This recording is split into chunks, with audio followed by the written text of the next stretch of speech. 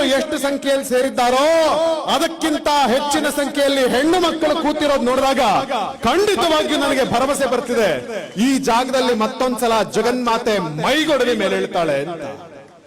ಜೀಜಾ ಮಾತೆಯ ನೆನಪಾಗತ್ತೆ ನನಗೆ ಇವರು ನೋಡ್ಬೇಕಾದ್ರೆ. ಜೀಜಾ ಮಾತೆ ಶಿವಾಜಿಯ ತಾಯಿ ಜೀಜಾ ಮಾತೆ.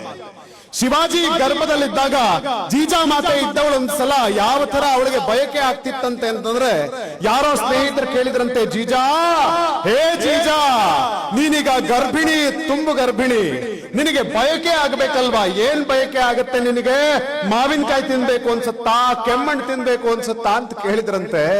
ಆಗ ಜೀಜಾ ಮಾತೆ ಇದ್ದವ್ರು ಹೇಳಿದ್ರಂತೆ, ಇಲ್ಲ, ನನಗೊಂದು ಬಯಕೆ ಇದೆ. ಏನು ಬಯಕೆ ಅಂತಂದ್ರೆ, ನನ್ನ ಮುಡಿಯನ್ನೆಲ್ಲ ಕೆದರ್ಕೊಂಡು, ಕಾಳಿ ಅಂತ ತಲೆ ಕೂದಲನ್ನ ಕೆದರ್ಕೊಂಡು, ಕುದುರೆಯ ಮೇಲೆ ಕೂತ್ಕೊಂಡು ಖಡ್ಗವನ್ನ ತಿರುಗಿಸ್ತಾ ಇಡೀ ಸಹ್ಯಾದ್ರಿಯ ತುಂಬಾ ನಾನು ಸುತ್ತಾಡಬೇಕು ಅನ್ನೋಂತ ಆಸೆ ಆಗ್ತಿದೆ ನನಗೆ ಅಂತ ಜೀಜಾ ಮಾತೆ ಉತ್ತರ ಕೊಟ್ರಂತೆ.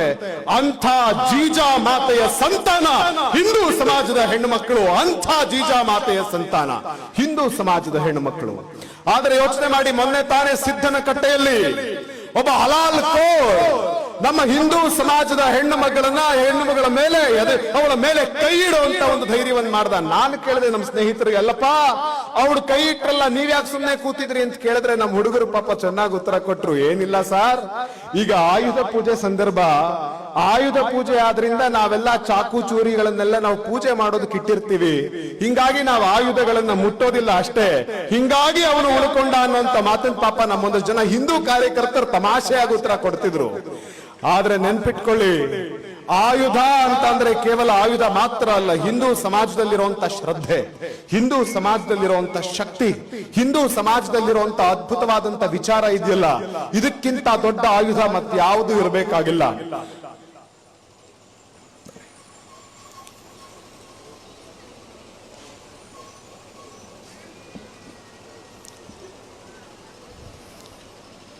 ಸ್ನೇಹಿತರೆ, ನಮ್ಮೆಲ್ಲರ ನಾಯಕರಾದಂತ ರಾಜೇಶ್ ನಾಯಕರು ಇವತ್ತು ವೇದಿಕೆ ಮೇಲೆ ಬರ್ತಾ ಇದ್ದಾರೆ.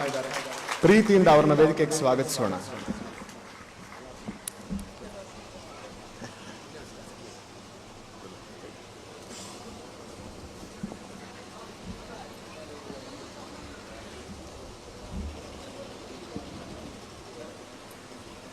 ಶಾರದೆಯ ಮುಖವನ್ನು ನೋಡಿದಾಗ ನಮ್ಗೊಂದು ಶ್ಲೋಕ ನೆನಪಾಗುತ್ತೆ.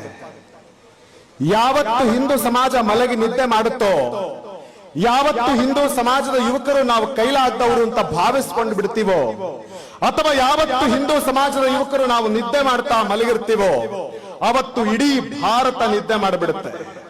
ಉದಾಹರಣೆ ಬೇಕಾ? ಒಂದೇ ಕಾಶ್ಮೀರವನ್ನೊಂದು ಕ್ಷಣ ನೋಡಿ. ಕಾಶ್ಮೀರವನ್ನ ನೀವೊಂದು ಕ್ಷಣ ನೋಡಿದ್ರೆ, ಇಷ್ಟು ದಿವಸ ಕಾಶ್ಮೀರದ ಬಗ್ಗೆ ಎಂತಹ ವರ್ಣನೆಯನ್ನು ನಾವು ಮಾಡ್ತಾ ಇದ್ವಿ ಅಂತಂದ್ರೆ, ನಾವೆಲ್ಲ ಕಾಶ್ಮೀರ ಶಾರದಾ ಮಾತೆಯ ನಿವಾಸ ಅಂತ ಭಾವಿಸಿದ್ವಿ. ಸರಸ್ವತಿ ಎಲ್ಲಿದ್ದಾಳೆ ಅಂದ್ರೆ ಕಾಶ್ಮೀರದಲ್ಲಿದ್ದಾಳೆ ಅಂತ ನಾವು ಹೇಳ್ತಿದ್ವಿ. ನಮಸ್ತೆ ಶಾರದಾ ದೇವಿ ಕಾಶ್ಮೀರಪುರ ವಾಸಿನಿ ತ್ವಾಮಹಂ ಪ್ರಾರ್ಥಯೇ ನಿತ್ಯಂ ವಿದ್ಯಾ ಬುದ್ಧಿಂಚ ದೇಹಿಮೆ ಅಂತ ಹೇಳಿ ನಾವು ಕಾಶ್ಮೀರಪುರ ವಾಸಿನಿಯಾಗಿ ಸರಸ್ವತಿಯನ್ನು ಆರಾಧಿಸ್ತಾ ಇದ್ವಿ. ಆದ್ರೆ ಇವತ್ತೆಂಥ ಪರಿಸ್ಥಿತಿ ಬಂತು ಅಂದ್ರೆ, ಆ ಸಾಕ್ಷಾತ್ ಸರಸ್ವತಿ ಇದ್ದಂತ ಕಾಶ್ಮೀರವನ್ನ ಮತ್ಯಾರೋ ಆಕ್ರಮಣ ಮಾಡಿಕೊಂಡು ಸರಸ್ವತಿಯ ಮಕ್ಕಳಾದಂತ ಕಾಶ್ಮೀರಿ ಪಂಡಿತರನ್ನ ಕಾಶ್ಮೀರವನ್ನ ಬಿಟ್ಟು ಓಡಿಸಿದ್ರು. ಸ್ವಾಮಿ ವಿವೇಕಾನಂದರು ಒಂದ್ ಕಡೆ ಹೇಳಿದ್ರು, 50 ವರ್ಷ ಕಾದ್ ನೋಡಿ ಈ ದೇಶಕ್ಕೆ ಸ್ವತಂತ್ರ ಬರುತ್ತೆ, ಅದಾಗಿ ಮತ್ತೆ 50 ವರ್ಷಕ್ಕೆ ಮತ್ತೆ ಭಾರತದ ಪುನರುತ್ಥಾನ ಆಗುತ್ತೆ ಅಂತ ಹೇಳ್ತಿದ್ರು. ಯಾವ ಕಾಶ್ಮೀರದಲ್ಲಿ ಕಾಶ್ಮೀರಿ ಪಂಡಿತರಿಗೆ ಉಳಿಯೋದಕ್ಕೆ ಜಾಗವೇ ಇರಲಿಲ್ವೋ, ಅದೇ ಕಾಶ್ಮೀರದಲ್ಲಿ ಕಾಶ್ಮೀರಿ ಪಂಡಿತರು ಇವತ್ತು ಮತ್ತೆ ಹಿಂದಿರುಗಿದ್ದಾರೆ. ಕಾಶ್ಮೀರಿ ಪಂಡಿತರು ಅಲ್ಲಿ ಶಾರದೆಯನ್ನ ಮರುಸ್ಥಾಪನೆ ಮಾಡ್ತಿದ್ದಾರೆ ಅಂತಂದ್ರೆ, ಇದೊಂದು ಮುನ್ಸೂಚನೆ ಏನು ಅಂದ್ರೆ ಮತ್ತೆ ಭಾರತಾಂಬೆ ಮೇಲೆಳುತ್ತಿದ್ದಾಳೆ ಅಂತ ಅರ್ಥ. ಭಾರತ ಅಂತಂದ್ರೆ ಸಾಮಾನ್ಯವಾದ ರಾಷ್ಟ್ರ ಅಲ್ಲ, ಶಕ್ತಿ ಪೂಜಕರ ರಾಷ್ಟ್ರ ಇದು. ಒಬ್ಬ ಶ್ರೀರಾಮಕೃಷ್ಣ ಪರಮಹಂಸ ಕಾಳಿಯನ್ನ ಪೂಜೆ ಮಾಡಿದರು, ಒಬ್ಬ ಶ್ರೀರಾಮಕೃಷ್ಣ ಪರಮಹಂಸ ದುರ್ಗೆಯನ್ನ ಪೂಜೆ ಮಾಡಿದರು.